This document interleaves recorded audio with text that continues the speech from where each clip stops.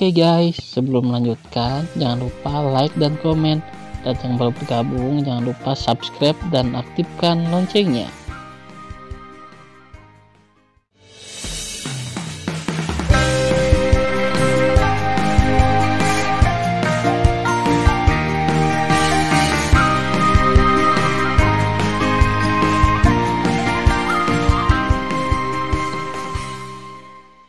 Episode 51. Melanjutkan cerita sebelumnya. Dengan raungan Tan Yun yang dalam, tiba-tiba, ada banyak waktu di kekosongan Hong Meng, seperti air terjun raksasa yang jatuh ke langit. Hua-hua. Pada saat yang sama, dengan suara gelombang badai, gelombang ruang angkasa yang tampaknya menelan langit dan bumi. Dari kedalaman kekosongan Hong Meng, gelombang besar melonjak ke dasar semburan waktu. Aliran waktu hari itu mengalir ke gelombang ruang dan dengan cepat bergabung menjadi pedang raksasa dengan panjang 10.000 kaki. Pedang raksasa veris transparan, tetapi sangat mirip dengan esensinya. Itu dipenuhi dengan kekuatan ruang dan waktu yang kuat dan kejam. Pedang ini adalah pedang ajaib ruang dan waktu yang Tan Yun berasal dari semburan waktu dan gelombang ruang. Tan Yun, siapa kamu? Feng Tiantu bertanya, dan mata besar itu menunjukkan ketakutan yang luar biasa. Dia tidak takut dengan pedang pembunuh ruang dan waktu Tan Yun. Yang membuatnya takut adalah dia menemukan bahwa kualifikasi Tan Yun bukan hanya 5 elemen, angin dan guntur, tetapi juga waktu dan ruang. Tan Yun mengabaikan Feng Tiantu, karena pada saat ini, pedang lebar Qianzhang, yang diselimuti cahaya sihir hitam, telah melesat ke langit. Perang. Mulut Tan Yun berlumuran darah, dan dia mengeluarkan teriakan keras yang menggetarkan langit. Tiba-tiba, pedang pembunuh ruang waktu yang besar itu tampaknya terlepas dari belenggu ruang dan waktu, merobek kekosongan dan menebang dengan kekuatan pedang selebar 1000 kaki. Bang! Dengan ledakan yang memekakkan telinga dan keras, pedang selebar 1000 kaki dan pedang penghancur ruang dan waktu terbanting bersama. Tiba-tiba, cahaya ajaib diselimuti pedang selebar 1000 kaki yang tersebar di udara. Pedang pembunuh waktu dan ruang, yang tidak mampu menahan kekuatan pedang lebar, telah berubah dari kecepatan nyata menjadi keadaan halus. Gempa susulan yang kuat menyapu dengan cepat ke segala arah, memecahkan dan meruntuhkan kekosongan dalam jarak 1.000.000 kaki. Tan Yun, di ruang gelap yang dalam dan gua besar, menunjukkan ekspresi terkejut di matanya. Hanya bernafas, bayangan virtual waktu membunuh pedang dewa dikalahkan oleh pedang lebar 1000 kaki. Saat berikutnya, mata Tan Yun menunjukkan kilatan kegembiraan. Namun, helaian rambut seperti retakan muncul di pedang lebar 1000 kaki. Dengan munculnya retakan, jalan tertutup yang ditangguhkan di ruang gelap menjadi bumerang dan mengeluarkan beberapa suap darah. Dan 8 jalan disegel di sekitarnya dengan cepat runtuh. Tan Yun, kita tidak akan pernah mati. Feng Tiantu meraung marah, tiba-tiba 11 janin kaisar yang persis seperti dia terbang keluar dari pikirannya. 8 dari 11 kaisar dan orang suci duduk di sampingnya dengan lutut bersilang, masih mencubit rumus Dharma. Dan 3 janin suci kaisar yang tersisa melayang ke udara dan meledak ke pedang lebar Qianzhang. Dalam sekejap, pedang lebar Qianzhang pecah lagi dengan kekuatan menghancurkan langit dan bumi, dan memotong Tan Yun. Untuk pertama kalinya, Tan Yun merasa sangat dekat dengan kematian. Yang berani tidak kenal takut. Tan Yun, kamu harus percaya pada dirimu sendiri dan kamu bisa mengalahkannya. Setelah dorongan diri, Tan Yun menunjukkan kekuatan sihir terkuat dari formula pedang sihir pembunuhan Hong Meng. Hong Meng membunuh dewa, 9 dewa membunuh. Mata Tan Yun tegas dan tangan kanannya mengangkat pedang pembunuh Hong Meng. Tiba-tiba, 10.000 kaki pedang Hong Meng pecah di pedang. Dalam sekejap, Tan Yun melintas ke arah yang berbeda dari udara kosong dan mengayunkan 9 pedang satu demi satu. Ledakan. Boom. Tiba-tiba, ketika seluruh susunan pedang ilahi Hong Meng Tu bergetar hebat, kecepatan 9 sinar pedang substantif meningkat 10 kali lipat dari susunan pedang, dan pedang lebar 1000 zang yang naik ke langit menebas satu demi satu. Aura agung dan kekerasan yang dipancarkan oleh 9 cahaya pedang Hong Meng 9 membuat seluruh formasi pedang yang luas benar-benar jatuh ke dalam kehampaan. Bagus, 9 pedang yang sangat kuat, sangat cepat. Feng Tiantu ketakutan di dalam hatinya. Dia merasakan teror yang belum pernah terjadi sebelumnya dari 9 pedang Hongmeng. Tan Yun, aku tidak percaya. Aku yang terkuat dari tingkat 11 ranah suci kaisar. Aku bukan lawanmu. Mengambang bersila di kehampaan, Feng Tiantu meraung, menatap cahaya pedang Hongmeng yang mengiris pedang lebar 1000 zangnya. Boom, boom. Dengan suara keras 9 dao mengguncang langit, cahaya pedang 9 dao Hongmeng hampir seketika menebas pedang Qianzhang. Tiba-tiba, 9 pedang Hongmeng berserakan. Pedang lebar Qianzhang penuh dengan retakan yang mengejutkan. Wow, dengan pedang lebar penuh retakan, 8 janin kaisar suci yang duduk berlutut di kekosongan menghilang. Dengan hilangnya janin suci 8 kaisar, Feng Tiantu menjadi bumerang. Telinga dan hidungnya berdarah dan pusing, tetapi meskipun demikian, dia bersikeras untuk berdiri diam, memanipulasi pedang Qianzhang dan memotong Tan Yun yang tidak bisa menghindar. Pedang selebar 1000 kaki itu memancarkan bau mengerikan yang membuat Tan Yun merasa. Dengan kecepatannya, Tan Yun tidak punya waktu untuk menghindar dan membuat respon apapun, jadi dia tertembak di dadanya. Engah! Bang! Dada Tan Yun terkoyak dan mulutnya berlumuran darah. Dia dicincang ratusan ribu kaki. Tubuhnya yang seperti gunung berguling di udara dan berdiri dengan genting di udara. Dadanya yang lebar memperlihatkan tulang rusuknya yang tebal. Meski tulangnya tidak rusak, organ dalamnya rusak parah, yang membuat mulutnya mengeluarkan darah. Meskipun demikian, Tan Yun, yang runtuh di langit, tertawa. Tawa lemah berisi kegembiraan kelahiran kembali. Hahaha. Feng Tiantu, kamu kalah. Kamu benar-benar kalah. Suara Tan Yun jatuh, pedang Qianzhang Feng Tiantu masih kosong, hancur seperti keramik. Setelah pedang lebar itu hancur, 3 janin kaisar di pedang lebar itu melarikan diri ke Feng Tiantu. Saat ini, 7 lubang terus mengalirkan darah. Dia melihat ketiga janin suci kaisar yang jatuh, dan matanya menunjukkan keinginan yang dalam.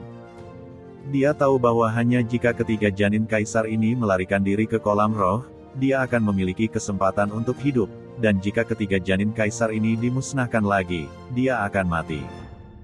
Tidak, Tan Yun jangan. Tiba-tiba, Feng Tiantu yang gemetar membuat permohonan yang lemah. Namun, Tan Yun yang terluka parah.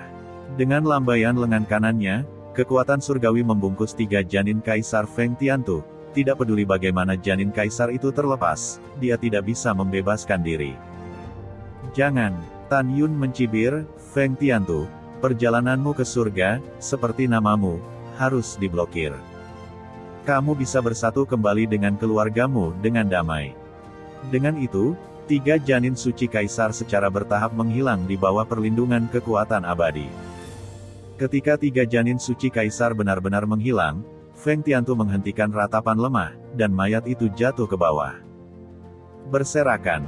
Dalam pikiran Tan Yun, arai pedang ilahi Hongmeng turuntuh. Saat mayat Feng Tiantu jatuh ke danau, Tan Yun yang telah kembali ke ketinggian normalnya, menukik ke bawah untuk mengejar mayat itu, memegang pedang pembunuh Hongmeng, pedang menembus tengkorak mayat. Jiwa suci kaisar yang belum melarikan diri dari mayat di Feng Tiantu segera musnah menjadi abu.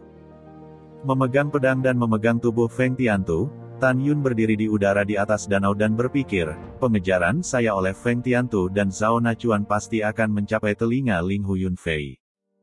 Aku membunuh 2 putra Ling Hu Yunfei.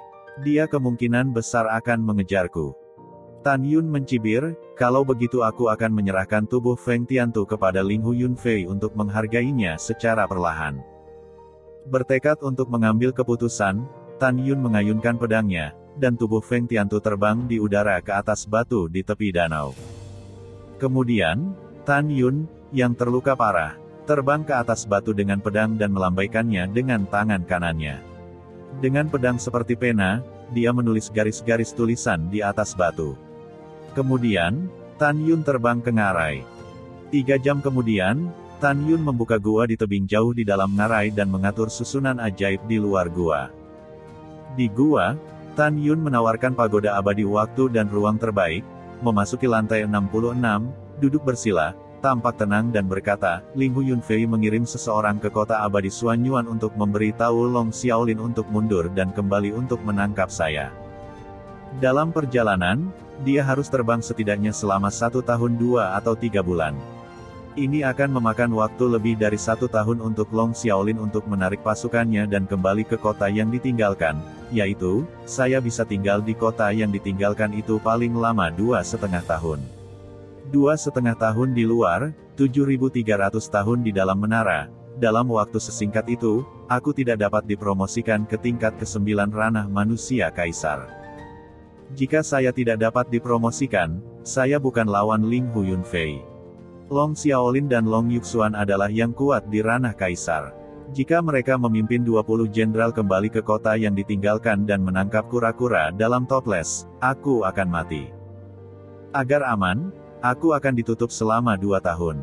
Pada saat itu, aku harus melarikan diri sebelum Xiaolin kembali ke kota yang ditinggalkan.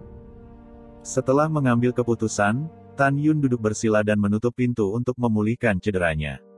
Pada saat yang sama, ia mengorbankan api Hongmeng dan api es Hongmeng untuk melahap atribut es yang dijarah, atribut api, dan api sejati asli dari 2 atribut. Keesokan harinya, senja. Ling Hu Yunfei menemukan tubuh Feng Tiantu di atas batu di luar ngarai melalui kesadaran abadi. Dia terbang ke udara dan jatuh di atas batu. Ketika dia melihat tulisan tangan terukir di sebelah tubuh, dia sangat marah sehingga paru-parunya akan meledak. Tapi lihat di atas. Patua Ling Hu Yunfei, maafkan aku. Tubuh Zhao Nachuan tenggelam ke dasar danau. Diperkirakan tubuh itu telah ditelan oleh binatang abadi. Kamu adalah hal yang tidak berguna. Bawahanmu Zhao Nachuan dan Jenderal Feng Tiantu sama tidak bergunanya denganmu. Aku membunuh lebih dari 200 juta orang abadi di kotamu dan membunuh jutaan tentara abadi. Bagaimana denganmu? Sebagai wakil wali kota, aku belum pernah melihat wajah kakekmu dengan mataku sendiri. Oh, ngomong-ngomong, putramu Ling Hu sangat ingin mati. Sungguh menyedihkan, terutama putramu yang tidak sah, yang bersembunyi di istana dan ditemukan dan dibunuh oleh kakek. Kamu adalah wakil penguasa kota. Kamu bahkan tidak bisa menangkap pembunuh yang membunuh kedua putramu. Jika aku jadi kamu, aku akan bunuh diri. Mengapa kamu masih hidup? Hahaha, hidup membuang-buang udara. Juga, kakek berkata dia ingin meninggalkan kota yang ditinggalkan untuk menghiburmu. Pikirkanlah, karena kakek datang dan membunuh begitu banyak orang, bagaimana dia bisa pergi? Ini akan memakan waktu setidaknya 2 tahun untuk Long Xiaolin kembali ke kota yang ditinggalkan.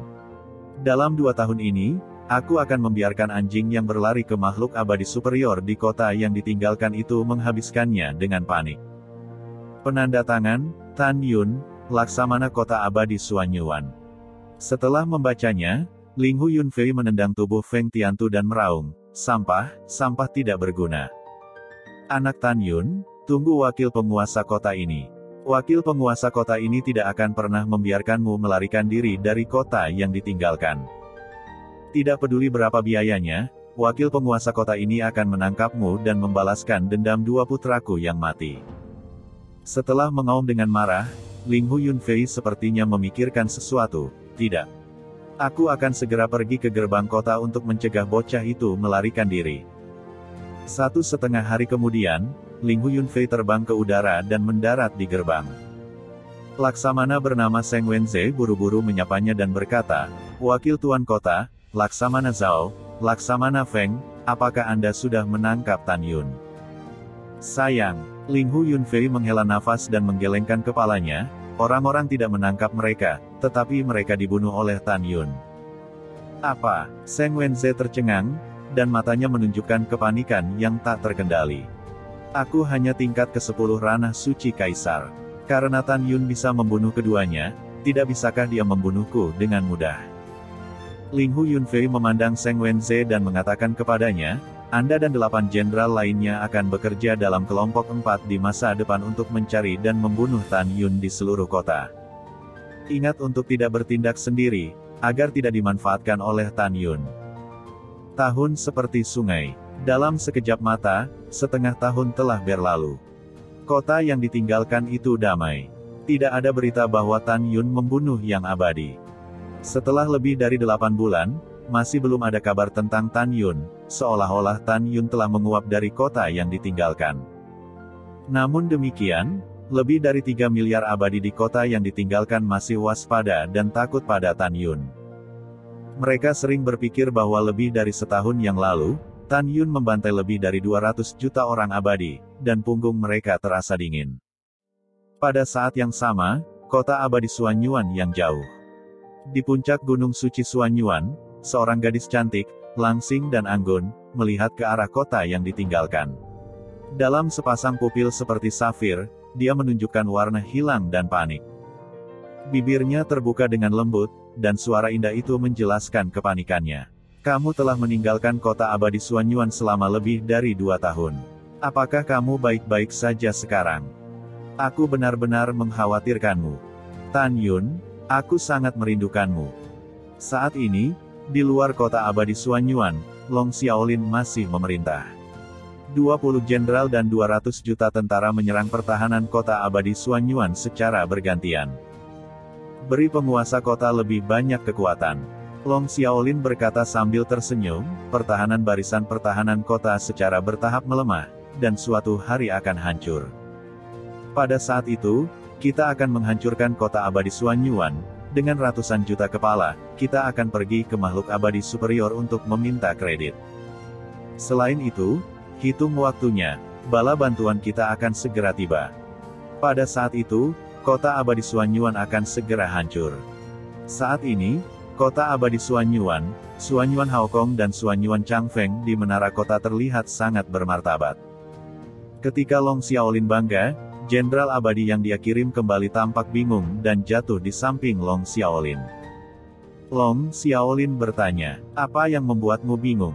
Di mana bala bantuannya?" Jenderal abadi gemetar dan berkata, "Laporkan kembali ke penguasa kota. Sesuatu yang serius telah terjadi pada kota yang ditinggalkan. Wakil penguasa kota tidak bisa pergi dan mencari bala bantuan." Tanpa menunggu jenderal abadi berbicara, dia diinterupsi oleh Long Xiaolin dengan ekspresi hijau, "Berhenti bicara omong kosong, fokus pada intinya, apa yang terjadi." Jenderal abadi itu menjatuhkan diri ke tanah dan berkata dengan jujur, "Tuan kota, Jenderal Tan Yun dari kota abadi Xuanyuan, membunuh kota yang menjaga Jenderal abadi. Setelah memasuki kota yang ditinggalkan, dia dengan berdarah mencuci rumah tuan kota dan kediaman 31 laksamana. Ada juga 4 guild, yang dibantai oleh Tan Yun." Begitu dia mengatakan ini, Long Xiaolin gemetar dan meraung, "Apa yang kamu bicarakan? Istriku, di mana ayah mertua dan ibu mertuaku?" Jenderal abadi tidak berani mengangkat kepalanya dan berkata, "Semua dibunuh oleh Tan Yun."